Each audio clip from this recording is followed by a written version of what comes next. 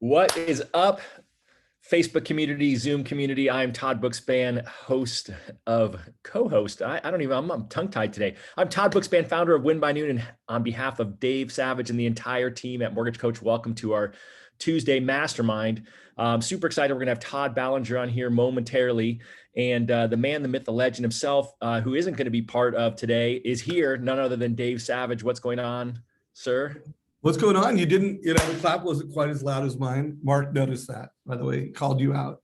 All right, Mark. All right, I'll work with that. Woo! Yeah. No, it's good to be here. Todd is the host today. I'm going to be coming and going. I'm off site in an undescript location. Can't let anybody know where I'm at. I am in Nashville, Tennessee, though, which is such an awesome place.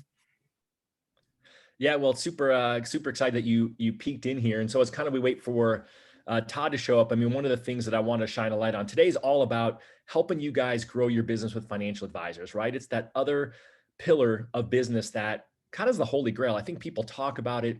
I know, Dave, when you created Mortgage Coach, that was one of the pillars you were going after, financial advisors and CPAs. So it's a tool that's really destined for that. But before we jump in on the financial advisor side, certainly I'd be remiss if I didn't mention the fact that Todd's going to talk about this third part of the balance sheet, which involves real estate agents, and it plays really well into the CMA a day challenge that we've been talking about. And we're going to continue to push that here in the community, right, Dave?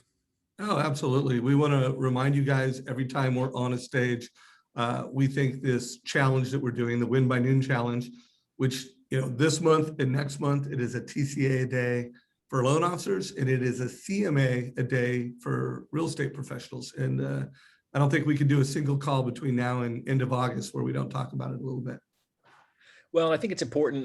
Published up an article today with Jeremy, me and you, with regards to CMA a day and how he's using it. You probably saw Jeremy's post. His 200 CMA a day, TCA a day order showed up yesterday. So he was super stoked. So we'll continue to push out content. In fact, I'll try to get Robert to put a link to that article in Zoom and in Facebook so you guys can check it out. But I think there's really a great opportunity. I had the invitation yesterday to go speak to a group of about 30 real estate agents, and they wanted me to do a market update. I'm like, gosh, the market's really boring. Let me talk to you guys about how you can grow your business over the next 30, 60, 90 days. And I built out the CMA a day story and mentioned that there's a TCA a day version and that you might want to check with your loan officers. They offer TCAs, and explain what that was. But the reception was great. I mean, there's just no easier way right now, I think, than to engage with real estate agents, because at the end, they all came up to me clamoring for a copy of it to hang on their wall and get started next week.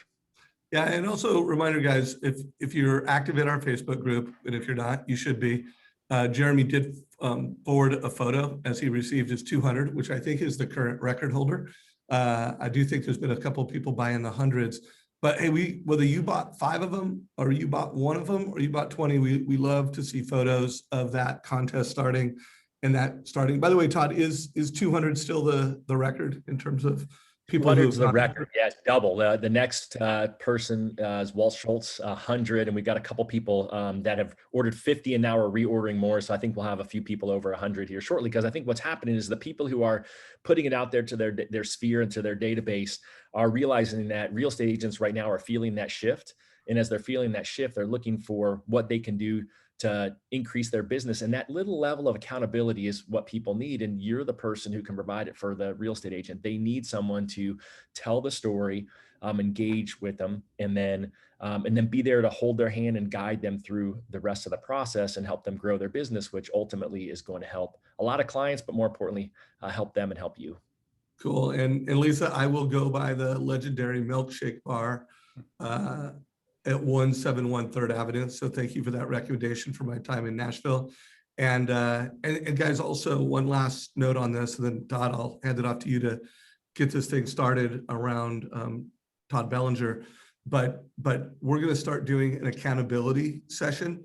So we've had a lot of folks saying, hey, we want some accountability and we want some mastermind just around the CMA a day challenge. So we'll be announcing something next week. I'm having a call with Todd, Deborah Bird, and Walt Schultz. Those are 2 folks that are serious about this contest, talking about what we're going to do, but stay tuned on that.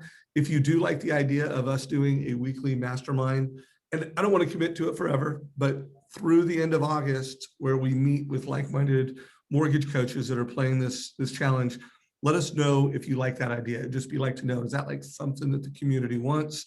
Let us know in chat down below if you want us to do a daily, or not daily, a weekly mastermind / accountability session. So Todd, I'm going to be coming and going throughout the call, but I had to be here as much as I could to see Mr. Todd Bellinger share all of his wisdom and nuggets. You know, it's kind of funny when we have two Todds on here. It always makes it fun. But I'm super excited for this call. You know, a lot of you guys know I've been in the business for over 20 years, and you know, back in the day, Mortgage Coach was the first product that I bought. Literally the first day I got in the business. But one of the things that always intrigued me was Todd Ballinger and all the stuff he did around working with financial advisors, and it was a lot of fun. I've got over a page of notes from he and I prepping for this call, and I just find there's nobody that I've ever talked to that has been worn all the different hats, worn the role of advisor, worn the role of mortgage lender, and the role of professor, which is what he does in his daily life now. So for those who don't know you, Todd Ballinger, welcome. And could you just quickly introduce and kind of give a little bit of your resume and how you got here? Sure. I'm actually, we talked about different ways to share some information, and one of the things I'm going to do is go through a little history of how we ended up where we were, because it's helpful to understand that particular journey. I'm going to share a slide with you that shows our progression from starting out as financial advisors on the asset side of the balance sheet, and the point where we crossed the balance sheet to become liability advisors, which at that time became mortgage lenders. So I'll share that story with you in context, if that's okay. And what we thought we would do is kind of almost start a series, and there are going to be people that can pick up a lot from the series. There are going to be people that want to go deeper into this material, but why not just take some of the material that we use and teach as part of helping loan officers to do what we did and cross the balance sheet, and kind of hit you up with some ideas that are actionable for you now in terms of your day-to-day. And then for those of you who are interested and want to go deeper, you know, we can tell you more about how you can do that. Does that sound pretty good? You know, that sounds perfect. So so I'll just throw it out there because, you know, might as well give the commercial up front. So Borrow Smart University, Robert will throw a link here down below. And then there's also a code, which I believe is MCVIP, which saves you a bunch of money if you sign up for it. It's a really cool product. And you'll see that Todd's going to give you a sneak peek in there. And then we're going to turn this into a series where he's going to continue to add value to you guys for free. And I think that'll help those of you who really just want to be able to start the conversation with advisors. And I think will be just a great value for our whole community. So I'm super grateful that Todd is going to do that. And then I do know that there's a lot of you who need to and want to go deeper, and then the Borrow Smart University will allow you to do that. And so, yeah, I'm super excited for today, Todd, as we kick it off. Yeah, one of the things I hope to do today, and I hope those of you that are out there will ask questions along the way, is maybe talk about whether or not this channel of business is right for you or not. I'm a big believer that everyone needs to understand liability management, because we all have liabilities, seen and unseen, and we need to learn to manage those for ourselves. We need to teach our coworkers and you know, fellow employees and things like that how to do this, because it's critical for your own wealth development. And then crossing the balance sheet is really then looking at this as a channel. We'll kind of talk about that some today. You know, when should you consider really looking at this as a channel of business, and what does that really mean, especially in the context of what we call the three-sided balance sheet, which was an epiphany that we had as we were crossing the balance sheet and getting into this business and looking at who is managing, you know, these different channels of business right now. So I think when it comes to and stop me if I'm getting ahead of your slides. I mean, a traditional balance sheet, I think there's some people who just don't even know what that is. Yeah. Well, you know, I didn't know what it was at the time as I first got into the financial advice world. There were all these different formats of a balance sheet that different companies had. There were tools that you could use to collect financial information from the client, but ultimately that balance sheet had a liability side to it and an asset side to it. And it wasn't until I crossed the balance sheet and had been a financial advisor for several years and started looking at the liability side and looking at the 1003 that I realized This was an incredibly detailed balance sheet.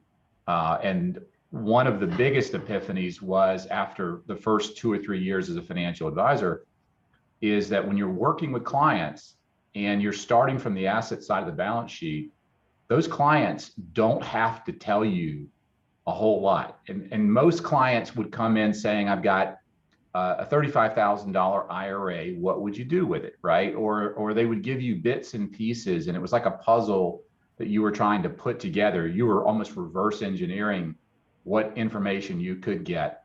Oftentimes, even income, things like that, they wouldn't give you. And when you start as a loan officer, you start with a full balance sheet. You start with a comprehensive financial display of their life to that date and time, all of the savings, all of the steps and missteps that they've made, their income, their current income and things. And as a loan officer, you take that for granted because they have to give you all that because they want something from you. They want to borrow money from you.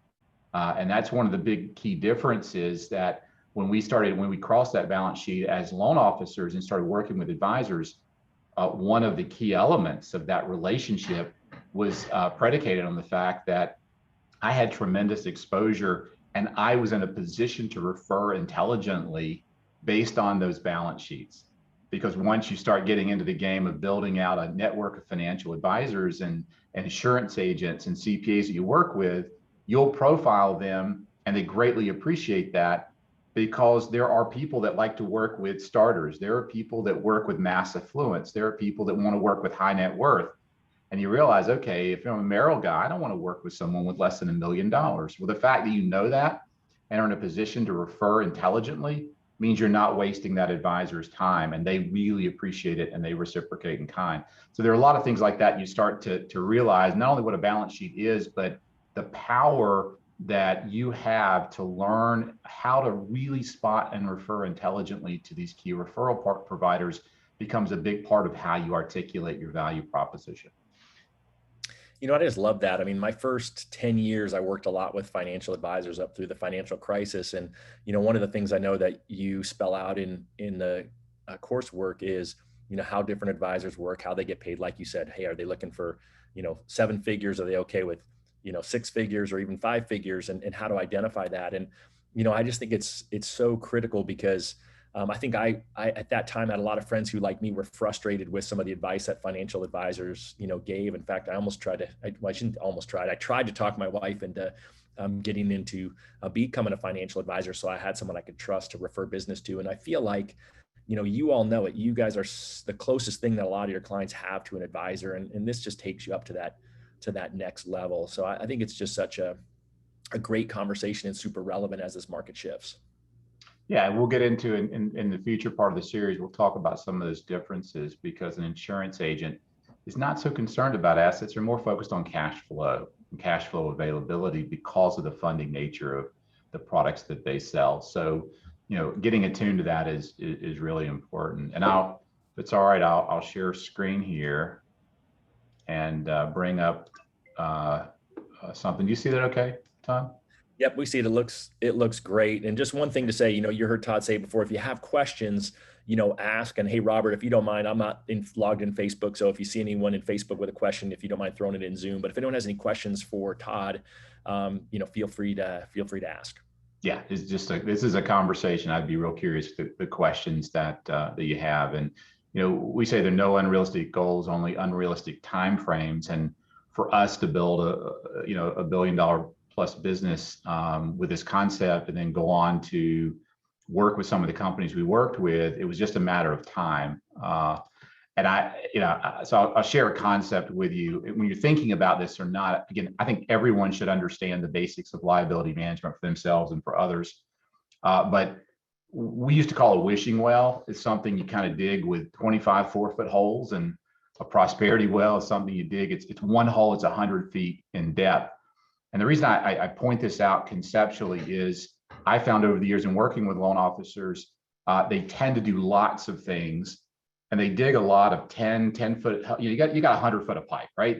I mean, that's just call that all your resources, your time, your money, your discretionary income and discretionary time. And we go out and we dig 10-foot wells trying to hit water. And this likelihood of doing that is really low, right? You're gonna have to get really lucky. So to me, this channel of business is an incredible business. For us, it allowed us to grow our business when others were struggling. It gave us a new channel. It opened up all kinds of doors and again, allowed us to do some really cool things at that particular time period. But it was because we made a commitment to it. And I don't mean a commitment like you're not going to do anything else, but if you're going to do it, it is worthwhile, because most of us have our primary referral source is either our existing current customers or realtors. And I really believe that realtor business is going to be under duress for many, many years. They're going to be challenged. They're going to be disrupted. The financial planning industry has already been disrupted, and the real estate industry is now, it typically follows by 3 to 5 years the financial planning industry in terms of disruption. But it's really kind of a cool opportunity, and we'll talk more about that. Dave had a really wonderful piece that he just put out the other day on the number of CPAs and financial advisors, and I would say they're actually even more available depending on the types of advisor that you're looking for. But we weren't smart in that we didn't just come up one day and decide to do this. It was over a fairly long period of time.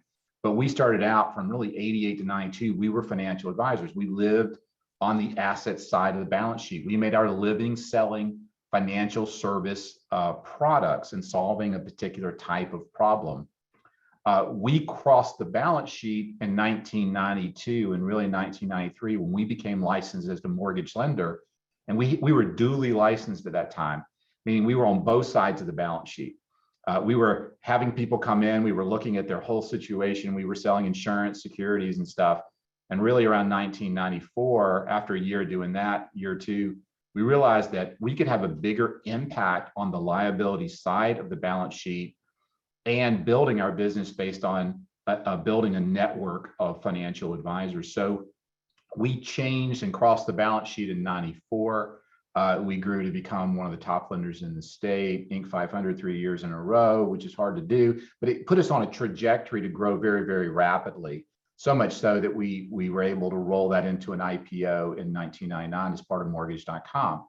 And so it's not, I'm just saying that it was like we just kept following this tap. We kept following this opportunity that we felt like was so obvious, yet no one else was really doing it.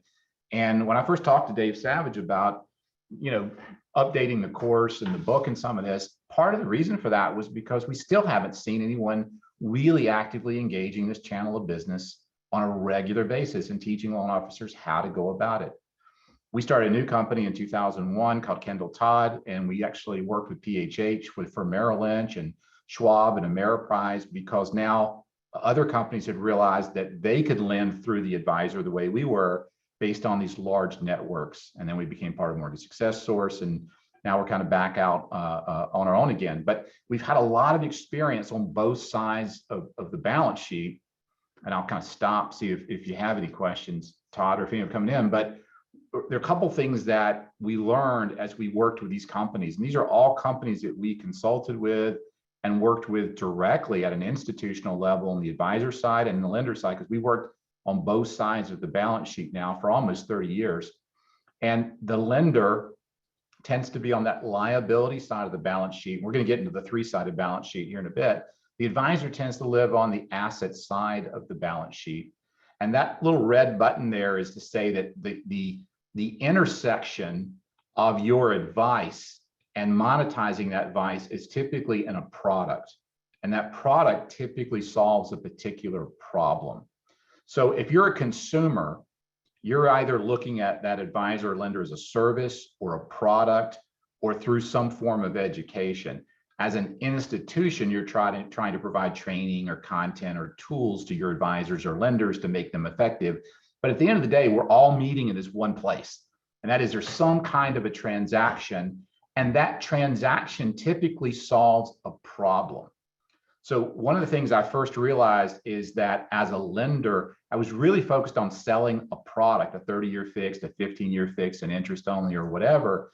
Advisors had a very different mindset. they sold products, but they focused on problems. And we'll talk more about this, but it really helped because I was trained initially to identify the problems. And there are two types of problems that advisors solve for: the known and the unknown. And that mindset, when we first started working with consumers on the lending side, was really powerful, because most people at best identify the known problems, like you can't qualify, or you need more cash flow or a bigger down payment. But no one's really talking about the unknown problems, the mistakes, the getting a 30-year mortgage when you're going to be in the house for 3 years. That's an unknown mistake, because you just wasted, you just bought money for a longer period of time, you managed risk poorly, or putting 30% down as a down payment when maybe 20% would have been better, and that additional 10 could have gone towards investment funding or whatever. Those were unknown problems. And that's something that the financial advice industry really understood, that I felt like in the lending industry, we really don't focus on that. We solve the very obvious problems, which are getting us through to close a loan, and that's important. But it was a bigger opportunity, and that really helped to change the way we approached developing our lending business at that time. So stop there for a second, Todd, see if you have any questions, or if there are any other questions that have come in, and we'll kind of kick around a little bit more of this idea of different sides of the balance sheet and whatnot. Yeah, I mean, I just love the whole idea of solving problems versus selling something, right? I mean, I think that that's something that you should all chew on, right? Think about that. Are you solving problems, or are you just trying to sell a loan? And I feel like for a lot of people, we're getting fire hosed by Deborah Bird. She's given us a ton of great questions, and we'll get to those, Deborah, towards the end, because there are a lot of the stuff that's covered later on in Todd's coursework. But we'll definitely give a peek into some of those. But my big takeaway from here is that as a lender, Todd opened up saying you've got access to all this data. You've got stuff that most people don't share with anybody else, and then that's how you can become this centerpiece to make this connection to actually get your client in relationship with an advisor who's designed to serve them and solve these problems, right, Todd? Absolutely. And we'll talk about this, in a future instance here, is how powerful it is to take a financial advisor through a 1003, through a loan application. Because most of the time, even though they've done them themselves, they don't connect the dots with that information. And I'm not saying hey, you have this information, you go give it to people. You'd have to have a signed release from the client to do that. But many of the companies we work with, that's exactly what they did. Would you release, allow us to release this information to one of our trusted partners in exchange for a free consultation. These are all strategies and things that you can do to build those relationships. Well, I just love the fact that you were an advisor, you made the transition to lender. So you've walked in the shoes of all the people who are either watching this live or listening to it, on video later. And so I love the fact that you're about to bring us into sort of, hey, here's where we were and here's where we are today. And so I'll just hand it back to you. Yeah, no, it's just I love talking about stuff. It's really fun. I mean, we all know that we've had some big ups and downs. This is back in that period during the financial housing crisis, when we reached some historic home values. But one of the concepts that I'll just point out is that housing and real estate are sometimes correlated, and they're often not correlated. Meaning that if you think about the two sides of the balance sheet, the market is always right. And most advisors are ultimately building a relationship and managing psychological discipline issues because they can't really affect a great deal of change. The market is too big. So if the market goes up 5% or 12%, your goal is to get as close to that as you can. And that often is managing the psychology of your client to keep them in the market.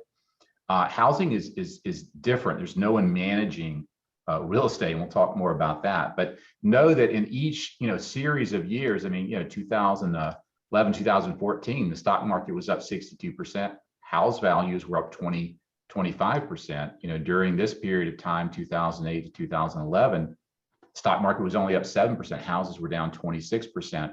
When you start thinking about, again, both sides of the balance sheet, you start to also realize that these are sort of, in some cases, correlated or non-correlated assets that have an impact on wealth. And for most people, wealth, when you buy a house, you aren't necessarily thinking I'm buying a house for wealth. but we all know that we're going to make a mortgage payment either renting or owning, right? If I rent, I'm making the landlord's mortgage payment. If I own the house, I'm making my own payment. And over time, it's typically better to make your own payment because you do benefit, in some cases, tax valuation, some cases, just the appreciation, which again has been very dramatic for us as we've seen just, since the 2013 kind of curl here when things start to get back on track. House values have increased 64%. You miss that if you're a renter. So houses do have a pretty big impact on wealth.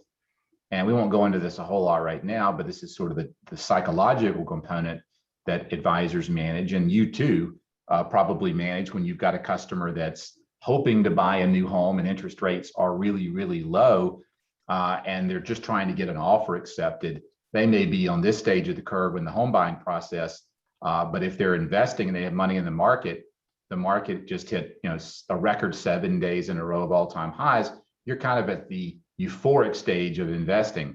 Well, the downside is this is a point of maximum financial risk often when you're here, and the point of maximum financial opportunity is here. And advisors understand that they're managing the psychology. And again, so much of what has made us so different in the way we approach the market was learning best practices within the financial planning industry and bringing them back into our liability management business.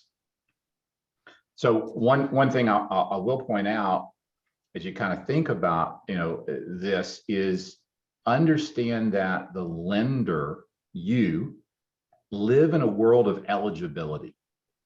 So your borrower, right? They are coming to you to borrow money, and you see them through the lens of eligibility. The 4 C's: capital, capacity, character, credit. These are all lending guidelines that you're thinking, are they eligible, and how are they eligible? The advisor lives in a world of suitability. They know if you have $100,000, you could buy anything with that. You're not saying yes or no. You're focused on what's the most suitable thing for that particular customer. If you're an 89-year-old woman and you've got $1 million, I'm not going to put you in an oil and gas stock. That's not suitable. But you're not thinking about eligibility in the same way that we do.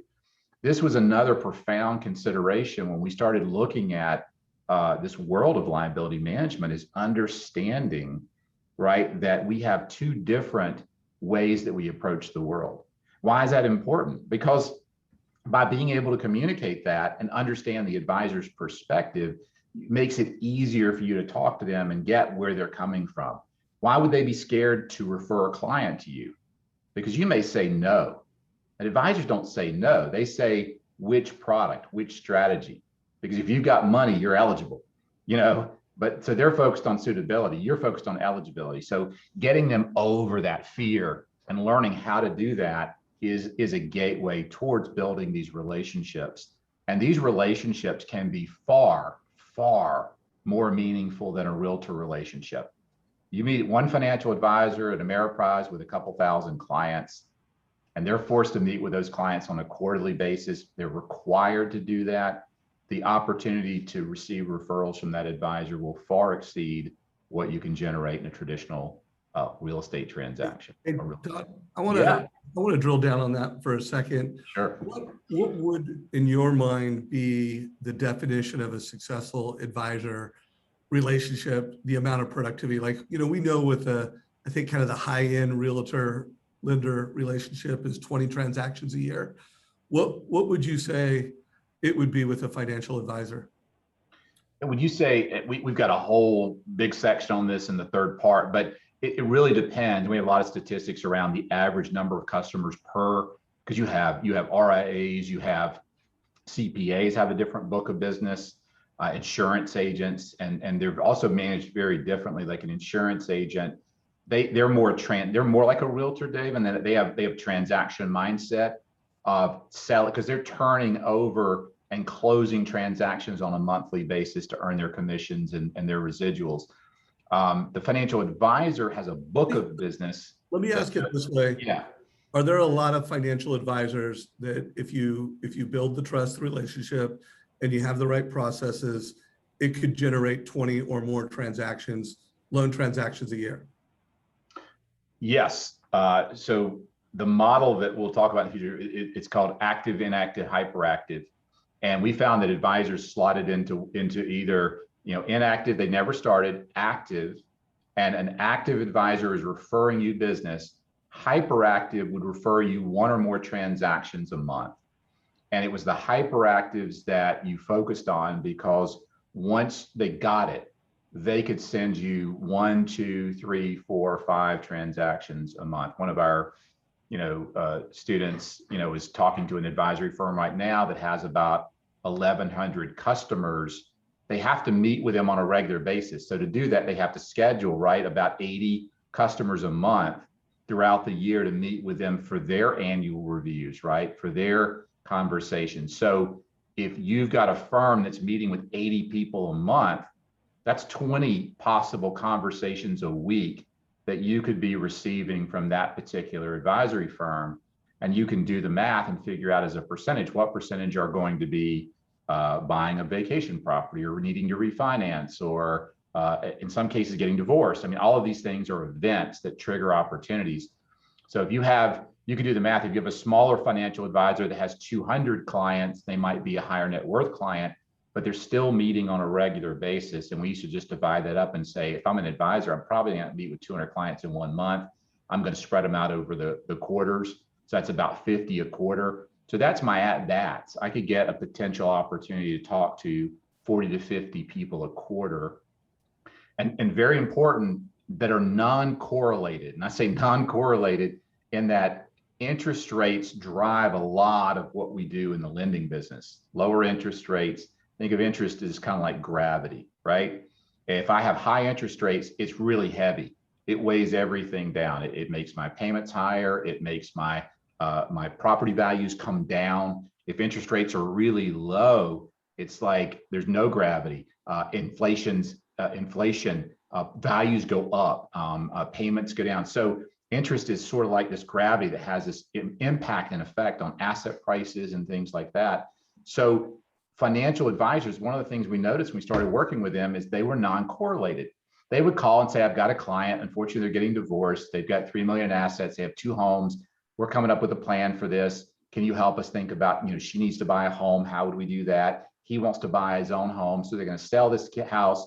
She's going to get the beach house. You follow me? That had nothing to do with interest rates. So life events are often the primary drivers in the financial planning world. I know I'm way outside bounds of your question here, but it's pretty cool because once you build those relationships, it's the quality and that non-correlated referral source that becomes incredibly valuable when things start slowing down, right? And interest rates start ticking up. And we only need a 0.5% to 1% increase in rates right now for us to go through a pretty interesting time in our industry, because there are a lot of people that haven't seen that type of a business cycle. So I just want to net it out for anyone listening to this. Sure. And so guys, I mean, I know this because I did specialize in working with CPAs and financial planners when I founded Mortgage Coach, and I had a lot of relationships that generated 6 or more loans a year. So that's averaging a loan every other month.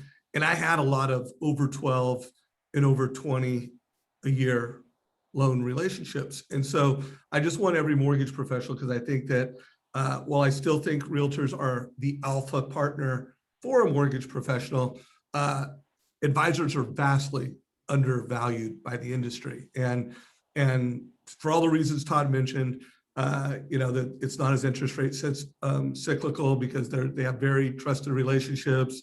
There's a lot less rate shopping, because when you get a referral from a CPA financial planner, there's a different level of trust. There's a different level of strategy. These referrals really respect strategy over price. So I just want to make sure everyone watching this realizes there's just massive value in building relationships with different types of advisors, and they can be just as profitable as the best Apex realtor partnerships. So I just want to make sure everybody connected the dots on that. If you have questions on this topic, put it below. Also, if you're killing it with advisors, I am looking for interviews, people that have gone through Todd's CLA training. I want to interview you if you're killing it. and people that are killing it. And you've got a lot of advisor relationships. We're looking for interviews. So let me know down below. Anyways, I don't want to take you off track. I just want to make sure that point was not missed. Hey, thanks for that. Yeah, and I mean, and you're right on. So this is not like, hey, I know people, this is all they do, work with advisors, but you've got your existing referral base, right? You've got your realtors in most cases. So let's talk about this asset advisor and the three-sided balance sheet, because this is the ultimate sort of wealth team. But when you think about it, if I asked you who manages the assets of a consumer, most of us would say what? What would you say, Todd? I don't think anyone manages the consumer. I mean, that's the whole problem. You already said it, right? There's no one managing real estate. Well, no, but I'm saying assets. So lower left-hand corner, like if you're talking just like assets, like, traditional money, investments and stuff like that. If you think about like who manages that, it's really clear that there's a defined industry called the financial advisor that manages these assets. Now, Absolutely. right now, when you say who manages liabilities, right, it's really the consumer. They manage their own liabilities. The lender traditionally, unless they've made this sort of a shift in their own thinking and whatnot, they're not in the liability management business. They're in the lending business. I lend money to someone. I actually, most advisors will tell you that lenders sell debt. That's the way they view lenders. Like if I refer my client to you, you're going to sell them debt, which I have to help them work off in time with assets or cash flow. So one of the reasons we repositioned to managing liabilities and being a liability advisor was in working with the financial advisor. We wanted to be what? We wanted to position ourselves. We liked the way they were positioned. I'm not selling debt for a living. I'm going to help you manage your liabilities. And that means helping you decide when you should borrow and when you should potentially repay that debt, or looking at your cash flow. What's the highest and best use of that money that you have? Should you pay down credit card debt, auto debt, mortgage debt, or invest? Max out your 401k. I have people that I can refer you to, but it sounds so obvious when you hear it, but advisors manage assets. Lenders didn't manage liabilities. They sold liabilities. They sold debt, as the advisors used to say. So we made that transition over to say, hey, all right, we are going to be a lender that manages liabilities. Now, who manages real estate? And the answer is Should be the realtors. realtor. Yeah, it should be the realtor. But they don't. Realtors, they don't manage real estate. They sell real estate. So the perspective when we first got into this from the advisor was realtors sell real estate and lenders sell debt, right? And we're over here kind of fighting the good fight to keep our clients from buying houses they can't afford, and lenders from loaning them money that they can't afford to pay back, et cetera. So we had to change that perspective and learn how to communicate that. But more importantly, when we say this is a three-sided balance sheet, this is sort of a showstopper, because the asset advisor says, no, it's a two-sided balance sheet. There's assets and liabilities. And we would say, well, where does real estate sit on the balance sheet? And real estate is one of the only items on the 1003 or on a financial statement that lives on both sides of the balance sheet. It'll show up as an asset if it's a $400,000 house, right, with a $320,000 mortgage loan. You're going to see a $400,000 asset on the balance sheet. You're going to see a $320,000 loan on the liability side of the balance sheet. And that net worth impact is that $80,000 in equity. But it was on both sides. And even if you paid off a house and you had no mortgage, you still had cash flow, you still had taxes, you still had heating and air conditioning. It was affecting the draw on those assets. So we coined the term the three-sided balance sheet, and we use this quite a bit as we built relationships to say, look, realtors don't manage real estate. Now I'm talking to an advisor, right? Realtors don't manage real estate, you know that, right? But you would manage assets. Well, we manage liabilities. So together, with you managing the asset side of the balance sheet and us managing the liability side of the balance sheet, we can do a great deal of good for these consumers by looking at real estate and how it will create wealth for them. And when you start, like if you work with a high net worth advisor, they're not doing mortgage loans.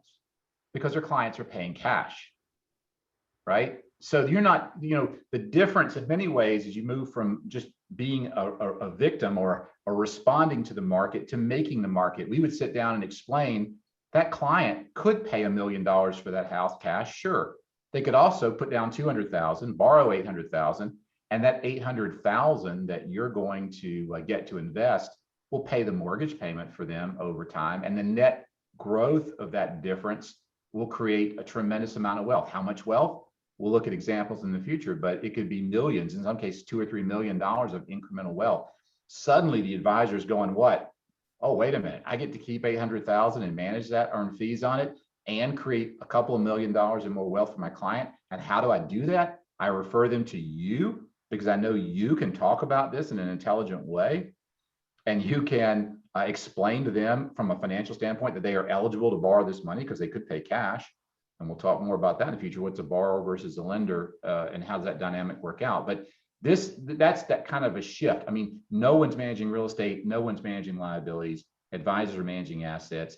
At least manage liabilities and start to think about your business more like you're doing that, and be aware that every piece of real estate that you put on a balance sheet is going to show up in most cases on both sides of the balance sheet, asset and liability. I think that's such an interesting thing that you point out, because I don't think most of us, even if we've looked at our own personal balance sheet, haven't realized that real estate, sits on both sides. And so, certainly have a few kind of points that I think are important for you all to be thinking about as we're going through this. One is, Todd just said it, right? If someone's going to pay $1 million cash, you've got the opportunity to come along the advisor, who oftentimes is paid based on a percentage of the assets that they're managing, and be part of that conversation with their client about taking out a mortgage versus paying cash. I think a lot of you probably been part of those conversations, but it's just really critical when you get that advisor on the phone. The first thing that she or he is going to do is try to feel you out to see if you understand that about their business. And it was always a critical conversation that once I explained to an advisor that I use this thing called a total cost analysis to show a borrower how to integrate their mortgage into their overall long and short-term financial and investment plan, the light bulb went off and they were like, oh, Todd's my guy. That's how I built that pillar of my business. The interesting things that I circled on here, though, there's just tangents for you guys to think about, because I don't know that we'll go down them right now, is, Todd said a couple of times that nobody's managing the real estate. Well, that's the whole CMA a day challenge, right? If any of you have heard me speak about Win by Noon over the years, I've encouraged real estate agents when I'm out teaching to them, because that's about 50% of the Win by Noon users, that they should be on at least an annual basis, but ideally a quarterly basis, be consulting with their clients about the value of their home. Because if not, they're going to go online and look at things like Zillow and Redfin and those places, and then they're going to hit that get a cash offer button, and that real estate agent's going to be cut out. So I thought that was a really critical piece for you just to remember, especially as we're trying to introduce this CMA a day challenge, is just one more story that you can tell to your clients. I think that's really important. The other part that really stood out to me is that Todd said a couple of times that these firms require their sales team, their agents, their financial advisors to meet with their clients quarterly or annually. And think about that in your business. No one's requiring you to do any of this stuff, but there's lots of conversations we've had around annual mortgage reviews and using the TCA a day challenge to do annual mortgage review. And think about that. How would your business look differently if your company required you to do that? And most of them don't. So you have to require yourself to do that, because if you can be that person who's communicating that frequently with your client database, guess what? It's gonna lead to more referrals and more loans. So I want to pile on to something you just said, and also play off of a post in our Facebook group. Doug Sandler had made the comment, I no longer look at the world as a loan officer. I now look at the world as a mortgage advisor. And that is a big paradigm shift. When you go from, I'm a loan officer, I deliver mortgage transactions, I pre-qual families, I deliver rate, payment, cash to close, and I close a transaction on time, to, I want to look at this family's hopes, dreams, and goals, and how can my advice as a mortgage planner help them? It's game changing and it's life changing. But I want you guys to write down another term that I think everybody needs to wrap their mind around. And if you can wrap your mind around, I am the captain of the wealth team. Write that down, guys. I am the captain of the wealth team. Now it really puts you in this great leadership position with the advisors who manage the assets, with the CPA who manages, tax returns and taxes, and the real estate agent who helps families build wealth and lifestyle with real estate. Like when you become that captain of the wealth team, and in the image that you're looking at right now, that lender coach, guys, your career is different. How you see a family is different. How you see all these advisors is different. And then the beauty is how they will see you. You can't just put it on a business card. Oh, I'm the captain of the wealth team. Oh, I'm a mortgage advisor. You need to deliver that value. But just write that down. I mean, Todd, this is incredible value. Thank you for pulling slides and giving us a sneak peek of what it would mean to be a certified liability advisor. I haven't been on all this. I assume you guys are going to tell people how they can go through the full training, but why don't you share your vision on this slide right here, Todd, because obviously you created it. Yeah, no, you illuminated it very well. And the hub, this mindset of being a hub, the person that controls the center, the hub for this is the person that really understands this dynamic, the advisor, the realtor, the lender dynamic. And what we found was we became that connective tissue between the realtors who started to want what we were doing and the advisors who didn't have any alternative. I mean, they had someone to refer to, but once we sat down and explained what we were and what we could do as a mortgage advisor for them, it was like, oh, okay, well, we would rather work with you. Now they might mention, I'd love to be exclusive with you. I want you to refer all our clients on that stuff. You can say, look, we will refer to you the clients that meet your particular guidelines. Tell me more about what you're looking for, the types of clients that you're wanting to work with. What's your ideal client? Most advisors have never had a loan officer ask them, what is your ideal client? And what do they look like? Because I want to make sure the people that I refer to you are effectively kind of pre-qualified for the type of work you do. Not pre-approved because there's no eligibility, but qualified for the type of advice. And that's something the clients also valued. This is another psychological component, but in studies that they've done, many people do not go see a financial advisor for fear of being judged. They're afraid that they're going to be judged for their spending habits or their savings and whatnot. So your ability to say to them, I've got a young man, he works with millennials who are starting out to build their financial, well-being. They don't have to have literally a pot to piss in, $5 grand, whatever. You're perfect for them. I've already seen your financials, right? I know you're perfect. That's totally different than going in cold and having someone say, I'm sorry, you don't qualify to be here. That eligibility then hurts, and it can have a real impact on someone's desire to work with a good financial advisor and build wealth over time. So again, there's tremendous value in that coach and being that person that knows 30, 40, 50 advisors, insurance agents, CPAs, financial planners in that market, and realtors in the same way. And you really want to work with this realtor. She's great with first-time home buyers. And she's also good friends with another advisor we work with that you could meet with and talk to a little bit about building wealth. So you really put yourself at sort of the epicenter. I think it's so critical, and I love it. Lisa Moriello, hey, high five to you. She said that that every tax season she has 50 plus referrals from advisors, and she said that instead of a handoff from a realtor where they say call one of three, it's call this person.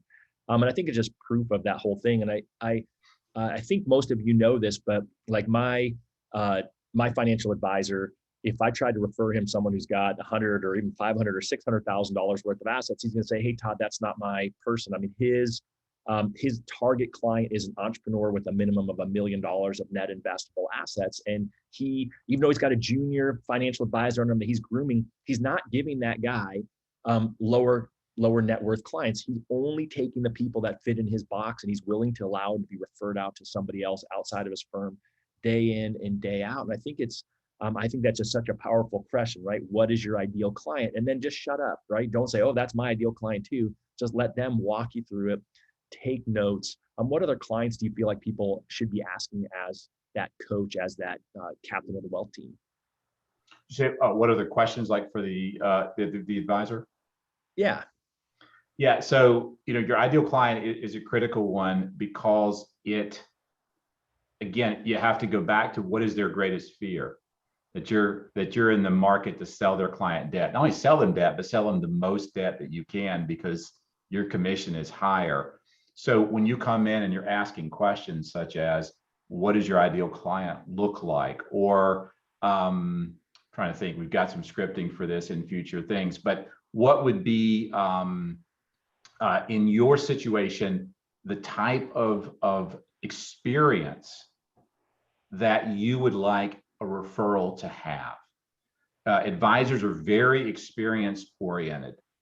And think about it. If they have a client with $1 million in assets under management, they're probably generating about $10,000 a year in just, AUM fees off of that. So that client being happy with their service is going to yield this ongoing annuity over time. They're very protective about referring out. It's like, if I send you to a movie and it's a bad movie, I put my relationship at risk, because if you're choosing a bad movie, are you going to choose bad investment products for me too? I mean, and they'll tell you this again as you get to know them. They're very protective. So they know oftentimes their clients need to refinance. They know that they need to consolidate debt. They know, but they are resistant to referring out until that trust is there. What is the trust all about? It's about the experience that the client's going to have. So if you only ask them 2 questions, I'd say, tell me what your ideal client would look like if I refer them to them. And if you referred someone to me, tell me what your ideal experience would look like if that client actually reached out to me. Because now you're telling them I care about what they care about, which is that experience that client's going to have. I think it's so important because I found oftentimes that even at brokerages like Merrill Lynch, where they made a shift, I don't know if it's still this way, you would know that that if they send a mortgage over to their mortgage division, say it was 500,000, then Merrill Lynch added that 500,000 as their assets under management, so that they could use that to climb up the ladder to look good in President's Club or whatever kinds of things that they had. However, that Merrill Lynch advisor would refer me his loans because he thought if he had a complex client that they were going to mess it up and he didn't want to look bad. And so that was over and over. I heard that from advisors who other loan officers wouldn't go after because they knew they had this mortgage arm, but they didn't always trust that mortgage arm because they knew that those loan officers weren't as experienced as you all are. So, I would sort of keep that in mind. And that's why I think that's a great, you guys provide a great experience. So think about how that experience would be and whether it's up to par with what a financial advisor might look for. So I definitely want to kind of jump real quick before we run out of time and let you sort of tell people about Borrow Smart University, and then kind of what our plan is over the next couple of months to give them the kind of just calls like this where we give the free advice and we'll slowly unpack it. But then for those who actually want to jump in, can you just give a quick insight to what that looks like? Yeah, so it's an online course. You can take it at your own pace. There are about 24 modules. These are examples of the types of modules that we go through. We walk you through them. They often have attachments. You have access to the information, and we give you lots of actionable kinds of things, what we call coaching sessions, where we do the material and then we kind of coach you through how would you apply this in your practice to start doing more of this type of work. So again, hopefully there's a lot of value in just the conversation we have, but if you want to go deeper, you want to start looking at this as a channel of business that you want to build and develop now and over the next several years, then that's what that course was really designed to do. Personally, help you to level up on your own management of your own liabilities and wealth creation, because that's a big part of it. We'll talk a lot more about that. You got to get your own house in order to have the confidence to really do that with your clients. I'd like to say something for everyone. So, go to borrowsmartuniversity.com. Sorry, I missed the pitch there. Go to borrowsmartuniversity.com, put in the MCVIP code, and you get $500 off the course. And so guys, you're listening right now to a guy who is a college professor at the University of North Carolina. You're listening to someone who has been a loan officer, has been a financial advisor, has consulted, significant engagements, not just like, oh, I was a consultant. So I can say I was a consultant for Ameriprise and who were the 2 big financial planners, Ameriprise, and who was the other one, Todd? Ameriprise and Schwab were my 2 Schwab. biggest. And then we worked with AIG, Merrill Lynch, and So all kinds of these companies said, hey, we want to get in the mortgage business, help our advisors be able to have strategic mortgage conversations. So you couldn't have someone better as a professor. And then the other thing I like about this training, guys, is it's training and coaching. It's, hey, go through in a very methodical way, a class, 24 classes, get a coaching session, and become a certified mortgage advisor. So obviously I'm passionate that you need to use Mortgage Coach to be the tool that drives the advice. And if you're not, you're not playing at the highest game. You may have your own Excel spreadsheet, you may have some way that you do it, but if it's not a Mortgage Coach TCA, it's not the best. So deliver advice at the best and get this certified training and write down MCVIP. This should be on the bucket list of every serious mortgage coach. This is a new bucket list training item that I recommend, I support, I advocate, and I do think it will make us more valuable to families. And if anybody saw my post from yesterday, I posted how there's millions of financial advisors managing assets and there's 20 million millionaires in America. Guys, there's 40 million families that use a mortgage to achieve the American dream of home ownership. And really, there's only about 150,000 loan officers. And guys, there's only 13, 14,000 mortgage coaches. There's less than 100, maybe, going on hundreds of certified liability advisors. Guys, that's what we want to do. We want to upgrade the mortgage industry. So you're a mortgage coach, you're a CLA, and you can help support the 49 million families that have mortgages in a more strategic way. So check it out. Anyways, Todd, just wanted to come in, give a little closing rant. I'll hand it back to you to closing thoughts and wrap it up. That was a great closing rant. I have to say too, Lisa's added a few more things that should inspire all of you. She said that financial advisors have kept her business constant during higher interest rate times over the past 30 years. She says they work when realtors aren't take the course. They work all the time, not just during peak and buying season. So I echo what Dave just said. I think that there's an opportunity for all of you, and especially those of you who really have had that feeling that your clients need better financial advice, right? We've had Dan Keller in here talk a lot about how passionate he is about helping clients. And a lot of you that I've talked to said, gosh, I'm not Dan Keller. I don't have that knowledge. Well, guess what? This is your opportunity to get that knowledge. And I didn't realize the discount was $500. So that's very generous of you, Todd. Yeah, my pleasure. All right. So, I'll unpack it and then I'll close it out. First off, I want to say thanks to Todd for giving you his time, right? Todd, as Dave mentioned, is a busy guy. He's a professor. I mean, look at all those books behind him and look at his beautiful family I see on that video screen. I'm super jealous. I'm going to have to get a cool screen like that changes with pictures of my family. But he's agreed that he's going to come in and go under the hood of these different modules over time. So be on the lookout as Dave and I interview Todd more about this. And I just feel like being the captain of the wealth team could be that pillar that's missing in your business. We all know that rates are going to go up at some point, and we all know that the market is going to slow down at some point. A lot of your areas it already is. And so I just think this is a great opportunity for you to add another tool to your tool belt, add a pillar to your business, and go from there. Any last words you have, Todd, before we close it out? Nope, I appreciate the opportunity. I think this is really, really important. I agree with what Dave said. There's such a small percentage of the population that are really looking at this. And as you get into this stuff, you'll realize that people spend more money each month on their liabilities than they typically save towards building and creating wealth, right? So you're actually focusing on a larger stream of cash flow, and therefore you can have a bigger impact and bigger impact on the client. And these decisions compound just like interest. People are going to live in a home for most of their lives. It costs extra to live indoors, as we always like to say. So if you're not living with your parents, you're paying either your mortgage or someone else's mortgage. And doing that the right way has incredible implications, because when you look at compounding dynamics of money over time, a 30-year-old, which is now, I just saw this the other day, that we're the first time in history, the 10 largest age groups in the country are averaging about 28 or 30 years old. So you've had a huge shift in population, and that group is going into the stage of peak home buying. And those decisions will and they have a expected longevity of about 110.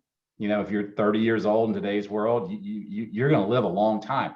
Think about the compounding, the time value of money that learning this stuff and making a decision at 30 could mean to you over the next 70, 80, 90 years. I mean, little things compounding over that period of time make a huge difference. And, you know, you could save a client $100 a month. It seems like $100 a month, but $100 a month compounding over 70 years, it's millions of dollars. Love that. All right, Dave, you pop back on here. Why don't you have the last word and close us out? I just was going to drop the mic. I think you closed it well, brother. I hope everybody got a lot of value from this. And Todd, thanks for leading today's call. And Todd Bellinger, as always, thank you for bringing your, professor wisdom to the mortgage coach community. Appreciate you both. Thanks, man. All right, this call's a wrap. We'll see you guys next week. Same time, same place.